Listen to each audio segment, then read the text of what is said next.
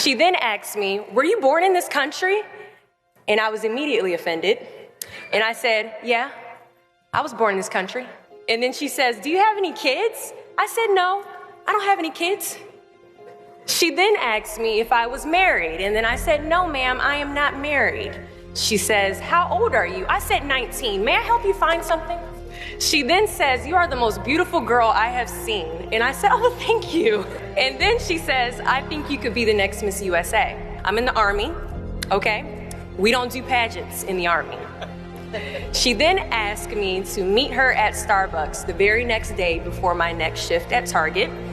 And apparently I was a pretty open-minded 19-year-old because I actually agreed to meet her the very next day. The next day she brought this foot-tall stack of pageant books and proceeds to convince me to enter into a state pageant. So 3 months later, I compete in my first pageant and I lose. I go back the second year, compete in the state pageant. I lose. Go back the third year, compete in the state pageant and lose. Go back the fourth year, compete in the same pageant and lose. I go back the fifth year, y'all. Compete in the state pageant and lose. But guess what? I go back the sixth year. Guess what happens? I lose. I called her on the phone and said, you told me I could be the next Miss USA. And she says, Deshauna, keep working, don't quit, keep going back. And in June of 2015, she passes away from leukemia. 6 months later, in December 2015, I win Miss District of Columbia, USA. And 6 months after that, in June of 2016, I become the first soldier to win Miss USA.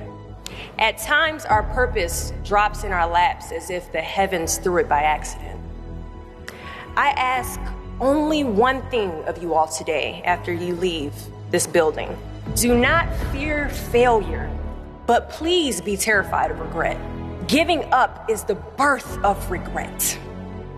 After you walk out this door, you will receive 100 doors shut, slam in your face. You will have 100 moments that will be filled with someone telling you no, or telling you, thank you for your application, but we regret to inform you that we've chosen a different candidate for this job. You will sit in 100 different interviews and you will not get the job.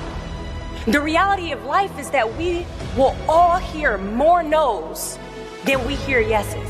And we will fail a lot, and I mean a whole lot. But what I ask of you today is to not take no for an answer.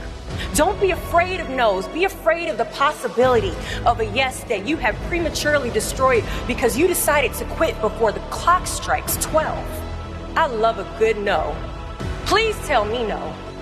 Telling me no is like adding fuel to a fire that is now set ablaze because of your single no. So today I challenge you to fight, to work, to not stop here, to believe so heavily in your aspirations that you too will not fear the word no, but instead you will choose to welcome it.